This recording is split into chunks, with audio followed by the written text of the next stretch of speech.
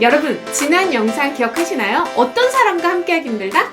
감정을 관리하지 못하는 사람이 네, 막 욱하고 분노 폭발하는 사람 함께하기 힘듭니다. 실제로 회사에서요, 상사가 화를 낼 때 신뢰도가 떨어진다고 합니다. 주변에 사람이 없어지겠죠. 사람을 잃어요. 여러분, 근데 회사에 때려치면 그만이지만 화를 내면 어디 안 좋을까요? 건강? 네, 본인의 뇌에도 안 좋고요. 심장에도 안 좋습니다. 자, 그렇다면 감정 관리, 감정 조절을 잘 하는 것이 중요하다라고 말씀드렸어요. 감정 조절 잘 해야 된다라고 말씀드리면 대부분 사람들이 꾹꾹꾹꾹 참아야 되는 걸로 알고 있습니다. 자, 꾹 참다 보면 어떻게 될까요?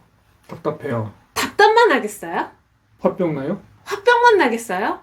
어디선가 이 화가 반드시 터집니다. 그런 적 있잖아요. 자, 이렇게 우리 둘이 사이가 안 좋은데 괜히 엄한 딸내미한테 야, 너 그때부터 내가 그거 하지 말라고 했죠? 너 진짜 그 행동 마음에 안 들어. 그런 적 있으세요? 없으세요? 있어요. 네, 회사에서도 꾹꾹 참다 보면 누가 살짝 건드렸을 때 괜히 폭발할 때가 있습니다. 그래서 자신의 감정을 잘 조절해야 되는데, 자, 오늘 감정을 잘 조절하는 방법에 대해서 이야기를 해보려고 합니다. 어떻게 하면 감정을 잘 조절할까요?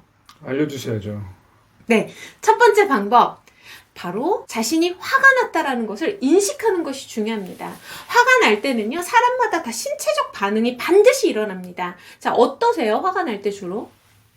약간 얼굴이 화끈거리는 것 같기도 하고 좀 열이 나는 느낌도 들고. 저는 심장이 뜨거워요. 그냥 가슴이 막 뜨거우면서 막 번쩍번쩍번쩍번쩍 이렇게 막 숨이 가빠지더라고요. 어떤 사람은요, 손에 땀이 나기도 하고요. 그리고 갑자기 머리가 찡하다라는 사람들도 있거든요. 그래서 자신만의 신체 신호를 캐치하고, 아, 내가 화가 났구나 라는 것을 인식하는 것이 가장 중요합니다. 자, 그러면 화가 났다는 것을 인식했을 때 어떻게 해야 될까요?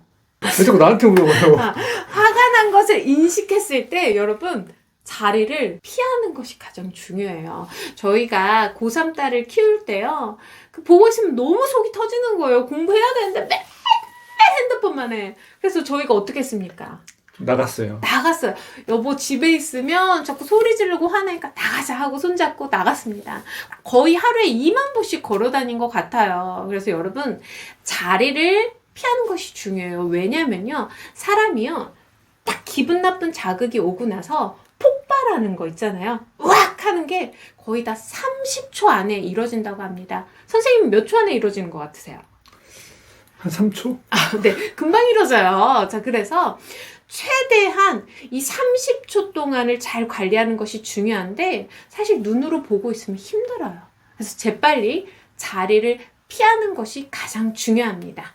제가 예전에 이런 일이 있었어요. 회사에서 일을 하는데 제가 그땐 좀 대바라진 여자였습니다. 좀 막 성격도 별로 안 좋고, 제가 하고 싶은 말 있으면 상대방의 감정 상관없이 막 쏟아 부어요. 그러니까 상사랑 회의를 하는데 제가 막 또 쏟아 부었겠죠. 막 이렇게 하는데 상사가 막 콧구멍이 커져, 점점. 막 제 말 때문에 막 승질나는 게 보이는데 뭐라고 하냐면, 아, 미안한데 지금 미팅하기에는 좀 마음이 서로 좀 격해지는 것 같은데 각자 좀 시간을 갖고 이따 한 2시간 정도 지나서 그때 다시 미팅을 하는 게 어떠냐 라고 이야기를 하더라고요.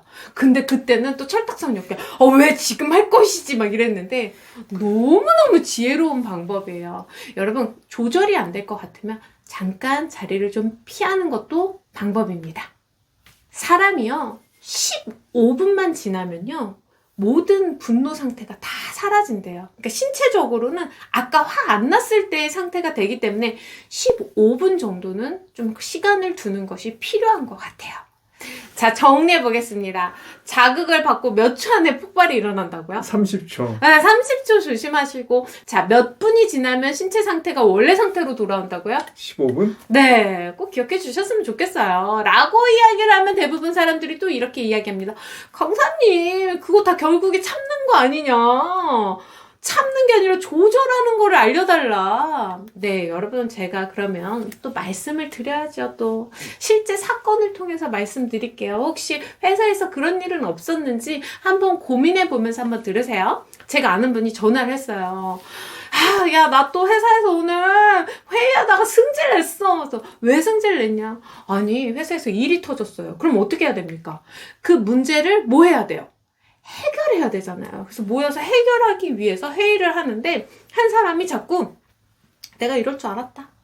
솔직히 이거 누구 문제점이고 계속 불평불만을 하는 거예요. 그랬더니 제가 아시는 분이 점점 막 분노가 쌓이는 거예요. 쌓이다가 갑자기 마지막에 뭐라고 했냐면 너 그만해! 이렇게 얘기를 한 거예요. 자, 여러분 그 상황에서 회의가 됐겠습니까? 너 그만해! 조용히 회의가 마무리되고 그분이 저한테 전화를 한 거죠. 아, 나 이렇게 화를 냈는데 솔직히 화를 내야 될 상황 아니냐? 야, 내가 화 내니까 사람들 다 속으로는 잘했다 할 거야. 막 이런 이야기를 하더라고요. 어떻게 생각하세요? 잘못한 것 같아요. 잘못한 것 같아요. 그래서 제가 질문했습니다. 그래서 너 지금 나한테 자랑하려고 전화한 거냐? 그랬더니 속마음이 나와요. 사실 후회돼서 전화한 거야. 네, 그쵸. 후회를 하고 있습니다. 그래서 제가 물어봤어요. 그럼 네가 진짜로 원하는 건 뭐였어?